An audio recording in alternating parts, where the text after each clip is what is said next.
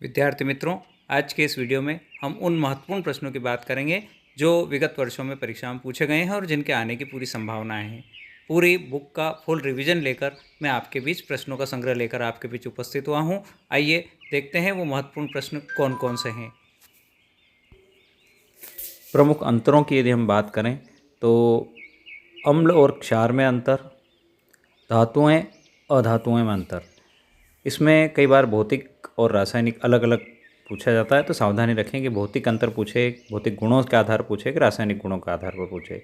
साबुन अपमार्जक में अंतर, धमनी और शिरा में अंतर, जाइलम फ्लोएम में अंतर, रक्त और लसिका में अंतर, लैंगिक जनन अलैंगिक जनन में अंतर, परागण निषेचन में अंतर, खाद्य जाल और खाद्य श्रृंखला में अंतर और आक्षी श्वसन तथा अनाक्षी श्वसन यानी वायवी और अवायवी श्वसन में अंतर। ये थे अंतर के बहुत महत्वपूर्ण प्रश्न। प्रमुख चित्रों की हम यदि बात करें तो प्रारंभ होता है बिंदु संरचना से। कोई न कोई एक प्रश्न बिंदु संरचना का पूछा ही जाता है, जिसमें महत्वपूर्ण है आपका CH4, CO2, F2, H2S, C2H2 और CCl4। इस तरह के जो प्रश्न, विभिन्न प्रश्न जो दिए गए हैं, उनका आपको अध्ययन करके जाना है, उनके चित्र समझ के जाना है। इसके बाद आता है वृक्काणु यानी नेफ्रॉन की संरचना का नामांकित चित्र, मनुष्य की आहार नाल यानी पाचन तंत्र का नामांकित चित्र, मनुष्य श्वसन तंत्र का नामांकित चित्र और मनुष्य के हृदय की काट यानी मानव हृदय के अनुप्रस्थ काट का नामांकित चित्र और मनुष्य उत्सर्जन तंत्र का नामांकित चित्र। इसके बाद आता है न्यूरॉन की संरचना का नामांकित चित्र, प्रतिवर्ती चाप, प्रतिवर्ती क्रिया का जो चाप का नामांकित चित्र है वो भी बहुत अच्छा इंपॉर्टेंट प्रश्नों की श्रेणी में है। मानव मस्तिष्क का नामांकित चित्र, पुष्प की अनुदैर्ध्य काट का नामांकित चित्र। ये जो आपके जीव विज्ञान से संबंधित थे वो प्रश्न थे। अब हम बात करते हैं प्रकाश वाला जो पार्ट है वहाँ से। तो परावर्तन, अपवर्तन में दो चित्र है, कांच के गुटके का भी याद होना चाहिए और डायरेक्ट जो अपवर्तन सिखाया जाता है वो भी याद होना चाहिए आपको। निकट दृष्टि दोष और दूरदृष्टि दोष, इनके दोष और कारण और निवारण वाले जो चित्र हैं, दोनों में से एक प्रश्न आने की पूरी संभावना है। वर्ण विक्षेपण प्रिज्म द्वारा, बेजानी ही पिनाला वाला जो चित्र है वो आपको बनाकर जाना है, सीख के जाना है। प्रकीर्णन यानी कोलाइडी विलियन में जो प्रकीर्णन होता है वो, और प्रिज्म से अपवर्तन किस प्रकार से होता है वो चित्र भी महत्वपूर्ण प्रश्नों में आता है।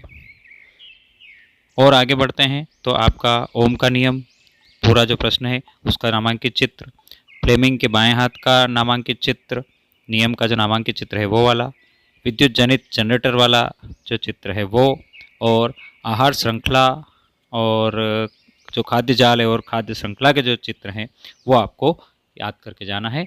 इन चारे चित्रों में से निश्चित रूप से आपके 2 या 3 प्रश्न यहाँ से आपके कंप्लीट हो जाएंगे। अब मैं उन प्रश्नों की बात कर रहा हूँ जो मुझे बहुत अच्छे, स्वादिष्ट और सुंदर दिखते हैं। इनका स्वाद और दिखने में सुंदरता हमारे लिए निश्चित रूप से अंक लेकर आएंगे। इनमें है संयोजन अभिक्रिया, वियोजन अभिक्रिया, ऊष्माक्षेपी अभिक्रिया, ऊष्माशोषी अभिक्रिया, विस्थापन अभिक्रिया, द्विविस्थापन अभिक्रिया। इनमें से 1 या 2 प्रश्न हमारे निश्चित रूप से हर बार बनते ही हैं। इसके बाद उपचयन, उपापचयन और रेडॉक्स रिएक्शन, अच्छी यानी विभिन्न अभिक्रियाओं की बात करें तो निश्चित रूप से 1 या 2 प्रश्न यहाँ से बनते हैं। मेंडल और आनुवांशिकता, एक प्रश्न मेंडल का कहीं ना कहीं प्रश्न पत्र में होता ही है, तो आनुवांशिकता और मेंडल को पूरा पढ़ के जाएं। यहाँ मेंडल के 2 जो प्रभावी नियम हैं उनको पढ़ के निश्चित रूप से आप जाएं। हार्मोन्स एवं उनके कार्य, विभिन्न प्रकार के हार्मोन्स क्या हैं उनके कार्यों को पढ़ के जाएं। पीएच मान का प्रश्न भी कई बार पूछा जाता है, अम्ल और क्षार के पीएच मान, उदासीन क्या होते हैं, उन सारे प्रश्नों को आपको करके जाना है। और इसी के साथ चींटी के डंक में कौन सा अम्ल होता है, संतरे में कौन सा होता है, इमली में कौन सा होता है, नेटल के पौधे में कौन सा डंक होता है, ये प्रश्न भी 1 अंक का यहाँ से निकलता है। दर्पण और उनके उपयोग, उत्तल दर्पण और अवतल दर्पण के उपयोग जरूर करके आए। विद्यार्थी मित्रों, आज का वीडियो बड़ा जरूर हो सकता है, लेकिन आने वाली विज्ञान की परीक्षा के लिए आपके लिए अति उपयोगी है। आज के इस वीडियो के डिस्क्रिप्शन में आपको ढेर सारी लिंक मिलेगी, जिनका उपयोग करके आप विभिन्न ऑब्जेक्टिव को ऑनलाइन सॉल्व कर सकते हैं, विभिन्न वीडियो देख सकते हैं जिनको आप समझ सकते हैं। दर्पणों के उपयोग की बात कर ली। साथ ही हम बात करते हैं कि कई बार इसमें एक प्रश्न ये भी बनता है कि वस्तु को कहाँ रखें तो प्रतिबिंब कहाँ बनेगा, यानी वस्तु की स्थिति और प्रतिबिंब की स्थिति में प्रश्न बनता है। जूल के तापन नियम का प्रश्न भी अच्छा प्रश्न है जो यहाँ से बनता है। वियोजन अभिक्रिया को संयोजन के विपरीत क्यों कहा जाता है, ये भी अच्छा प्रश्न है। समावयवता उदाहरण सहित पूछा जाता है। फ्यूज वायर का प्रश्न भी पूछा जाता है, फ्यूज क्या है और किस तरह से यूज़ किया जाता है। पाचन में लार की भूमिका क्या है, ये भी पूछा जा सकता है। पीओपी का प्रश्न, जिप्सम से पीओपी और पीओपी से जिप्सम, और यहाँ पर ये भी कि पीओपी को आर्द्रता रोधी उसमें डिब्बे में रखा जाता है, क्यों। अमीबा में द्विखंडन, हाइड्रा में मुकुलन यानी पुनरुद्भवन, प्लेनेरिया, ब्रायोफिलम। एक प्रश्न इन 3-4 प्रश्नों में से निश्चित रूप से एक प्रश्न आपके आने ही वाला है। अब बात करते हैं कि न्यूमेरिकल जो प्रश्न बनते हैं वो कहाँ से बनते हैं।